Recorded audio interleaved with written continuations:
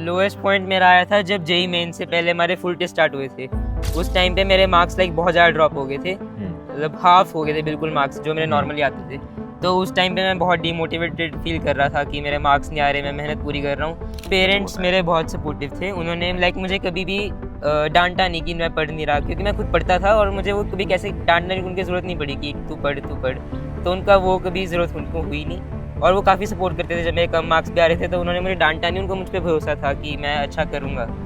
तो पेरेंट्स ने पूरा सपोर्ट किया पूरी जर्नी में। तो जब बिल्कुल एग्ज़ाम के हम पास आ गए, बहुत ही कम समय जब बचा होता है, तब इस पूरे सिलेबस को कंपाइल करने के लिए भी एक स्मार्ट मेथड चाहिए होता है। Yes sir. तो तुमने कौन सा वो स्मार्ट मेथड फॉलो किया और अपनी इस प्रिपरेशन को और एक नेक्स्ट लेवल दिया?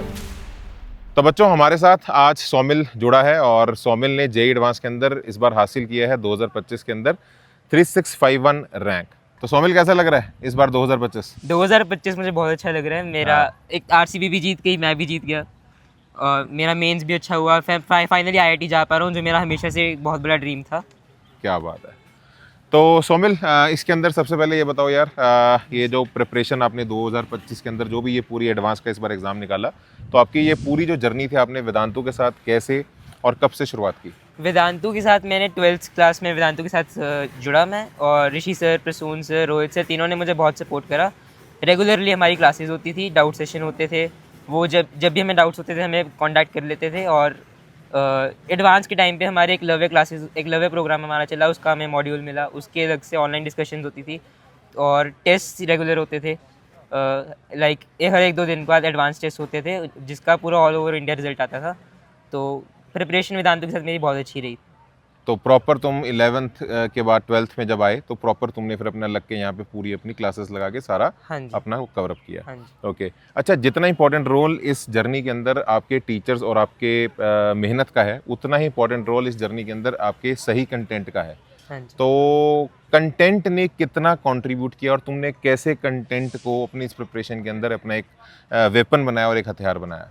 वेदांतु ने जैसे मैंने एक लवे मॉड्यूल्स दिए, वो बहुत यूज़फुल थे। मैंने उनको थेरली सॉल्व करा, उनका एक एक क्वेश्चन मैंने रिव्यू करा, जो नहीं हुआ उनके डाउट्स लिए। तो वेदांतु का कंटेंट बहुत अच्छा था, उनके मॉक टेस्ट भी बहुत अच्छे थे। 1-2 क्वेश्चन तो डायरेक्ट एडवांस के अंदर कॉन्सेप्ट सिमिलर भी आए थे। तो वेदांतु का कंटेंट बहुत अच्छा लगा मुझे। हाँ, अभी सौमिल से बात करते हुए मुझे एक और बात याद आ गई, जो भी प्रखर ने आपके साथ शेयर भी की थी, कि ये एक ऐसा कंटेंट है सौमिल, यू कैन वेरीफाई, कि जिसके बाद आपका ना ही बल्कि मेंस बल्कि एडवांस के अंदर भी कोई भी सरप्राइजिंग एलिमेंट नहीं बचता। आप इतनी वैरायटी से एक्सपोज हो जाते हो, जिसके बाद आपका कोई भी पेपर के अंदर ऐसा एक कोई अनएक्सपेक्टेड वर्जन ऑफ क्वेश्चन आपके सामने नहीं आ पाता।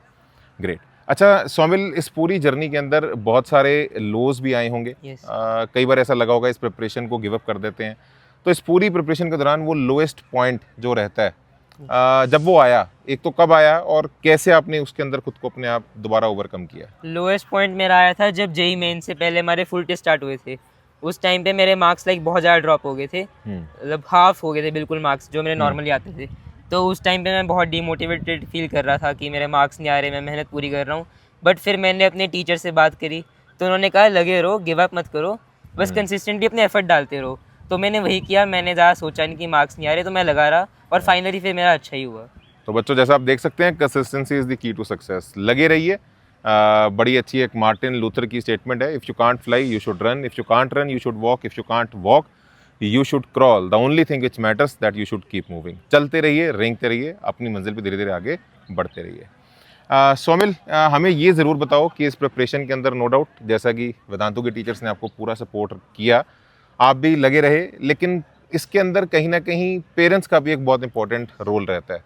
तो इस पूरी जर्नी के दौरान पेरेंट्स का क्या रोल रहा और कैसे वो आपके साथ इस जर्नी के अंदर खड़े रहे? थोड़ा उस पर भी आप पेरेंट्स मेरे बहुत सपोर्टिव थे, उन्होंने लाइक मुझे कभी भी डांटा नहीं कि मैं पढ़ नहीं रहा, क्योंकि मैं खुद पढ़ता था और मुझे वो कभी कैसे डांटने की उनकी ज़रूरत नहीं पड़ी कि तू पढ़।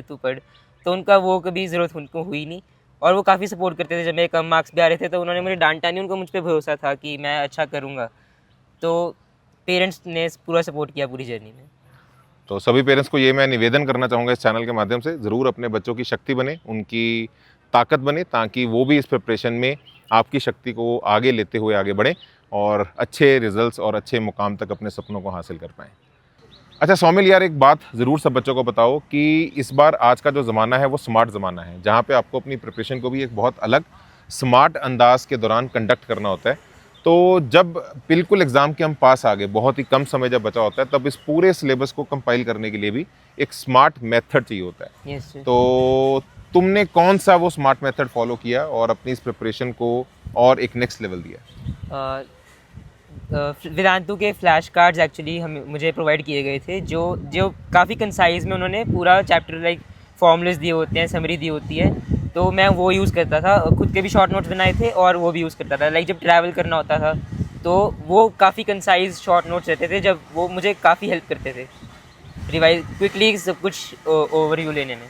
और मैं यहाँ बच्चों को बता दूँ, ये जो स्मार्ट कार्ड्स हैं ये एक सिर्फ एक ताश की गट्ठी के अंदर आपका पूरा 11th-12th का जेईई का सिलेबस आ जाता है, जहाँ पे डिटेल्ड कलर्ड डायग्राम्स हैं और सभी फॉर्मूलेज हैं। It is more than just the short notes. In fact एक भी ऐसा इंपॉर्टेंट कंसेप्ट और फॉर्मूला और रिजल्ट नहीं छूटता जो आपके इस जेईई के एग्ज़ाम के अंदर मैक्सिमम रेपिटेटिव रहता है।